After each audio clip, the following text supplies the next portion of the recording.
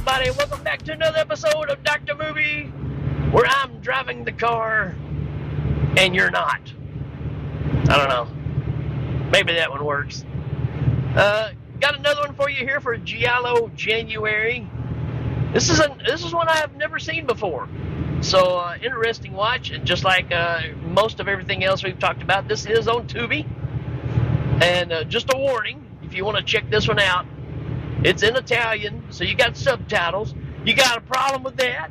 You a crybaby, afraid to read and watch a movie? Well, don't let that hold you back. This is The Red Queen Kills 7 Times from 1972.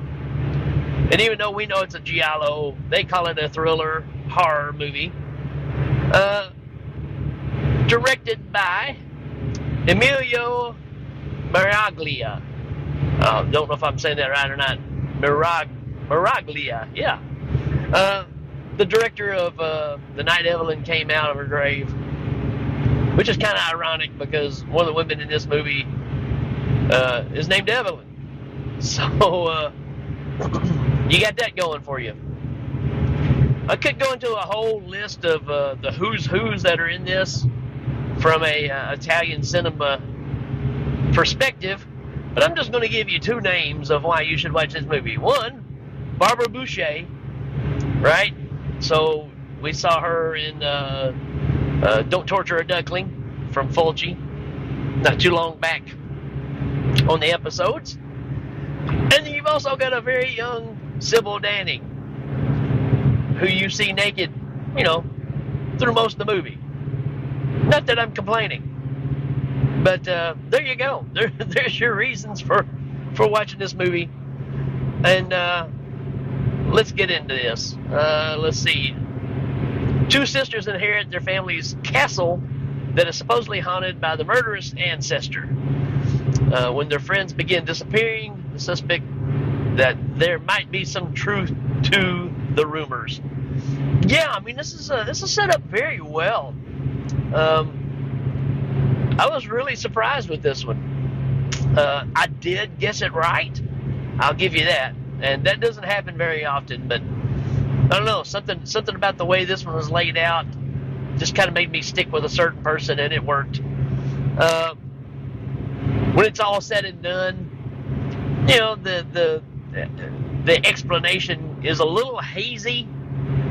I don't know if they just try to ram too much together. Like I said, you get a 20-second explanation. Well, there was a lot of information in that 20 seconds in this one. So I probably need to watch it again, or at least, towards the end to get a real explanation of what happened here. But needless to say, this is a really good film.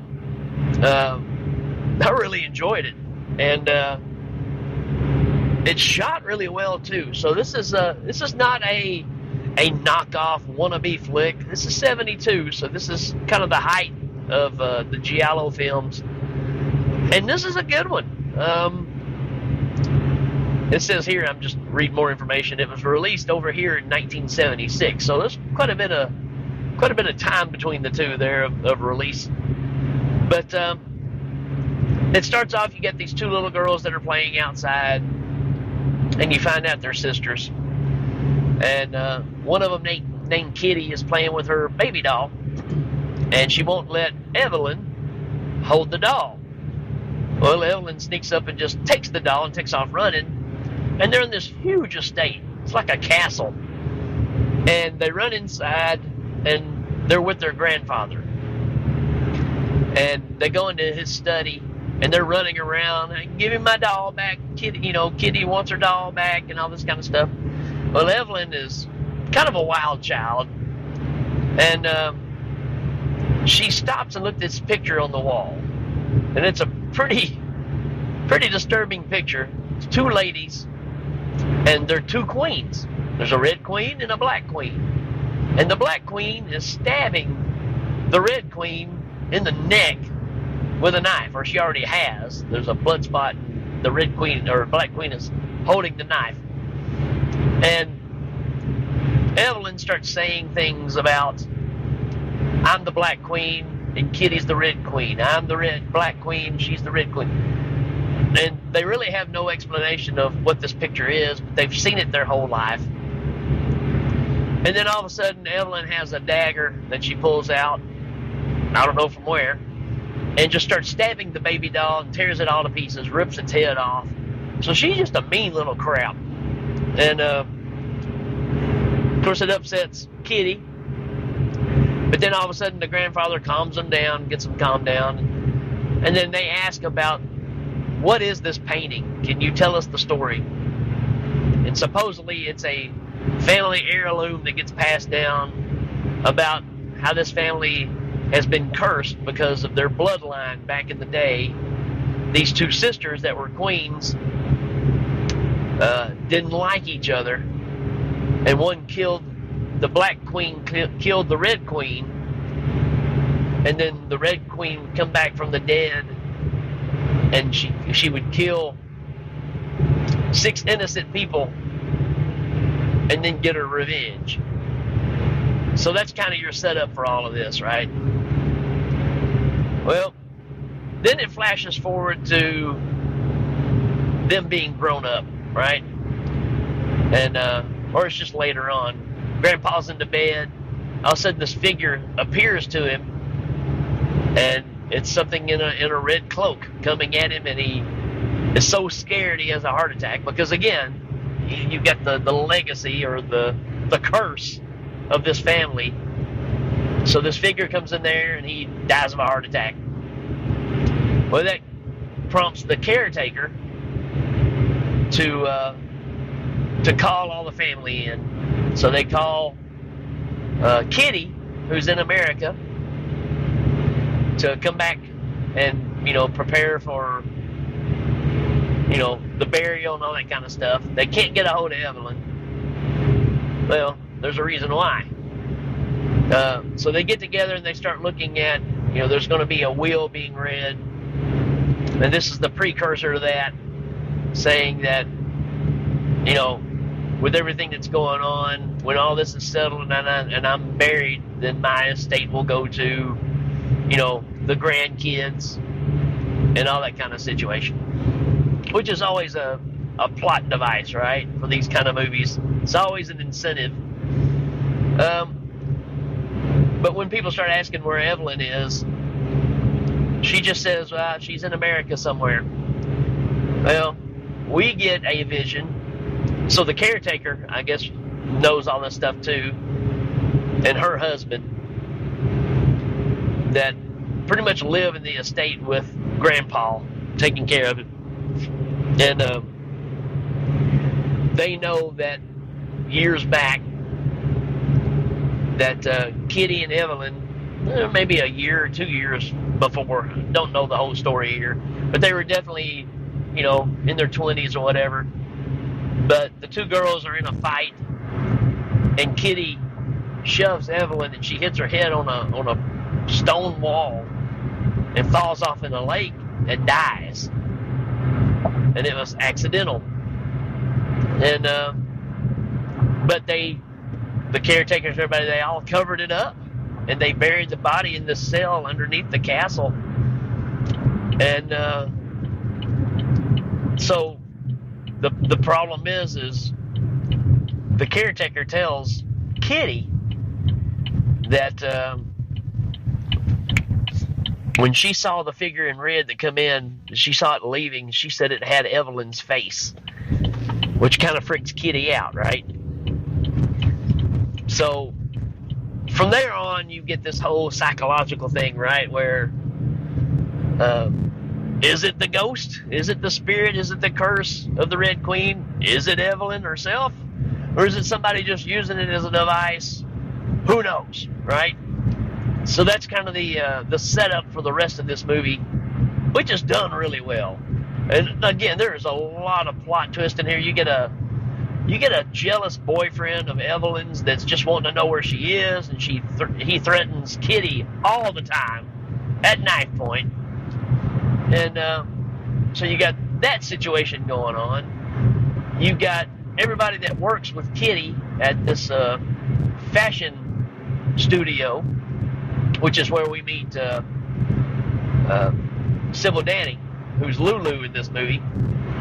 And in the studio, everybody's sleeping with everybody, right? So Kitty's like a photographer for the company. She is messing around with one of the guys that's one of the executives there. Lulu is sleeping with the head cheese, I guess. And all these guys are all, have family lives and stuff too. So a lot of naughtiness going on. But people start getting knocked off one by one, not without giving out, too much away. But man, there is one scene in particular that I was really impressed with, and I'm not going to give it away, but it has to do with somebody crossing a wrought iron fence, right? The gates that are real high, and wow, I don't want to give it away, but it was impressive. I'll just leave it at that. And one of the best death scenes I've seen. I sound like Mike Tyson there for a second. One of the best scenes. One of the best death scenes on a fence I've ever seen. I'm even counting Sleepwalkers here. Sleepwalkers is pretty awesome, by the way. That death scene on the fence, that's pretty wicked. But this was just, I was really surprised that, because normally these giallos, it's a lot of knife stabby kind of stuff. This one's pretty rough. For the most part, most of the deaths are pretty standard. You got some gunshots, you got some stab wounds, but man, this one, I had to give it up for some creativity here. It was pretty awesome. Boucher, always awesome. Great job. It's weird seeing her playing more of the straight-laced person, right? I'm used to her being a little seedy. And she's a little goody two-shoes in this one. And this is really messing with her, too. And she's getting phone calls, right, from her dead sister saying, I'm going to kill you, too. So this thing gets pretty thick, pretty fast. Now, again, I was really surprised. I expected a lower-tier movie here. It's really good. Really, really good. So, again, don't let the subtitle thing hold you back. See if you can figure this one out. I don't know if it's just because I've seen enough of these. It kind of clicked for me on this one. But, yeah, give this one a shot and see if you can figure out what's going on. And, I got what was happening right, but all the details I kind of missed. But for the most part, I figured it out. I got it right. So I'm happy with that. But more than that, I was just really impressed with actually how good of a movie this one is. So give this one a shot. And again, it's on Tubi. It's for free. And I'm not disappointed at all. This as far as a rating. You know what? I'm going to give this a 4 out of 5. That's how much I like this one. For a first-time watch, that's pretty good. So, now, of course, over time, it could probably drop a little bit, but I really enjoyed this one. So, give it a shot. Check it out. Let me know what you think. Till then, folks, we will see ya next time. Check you later.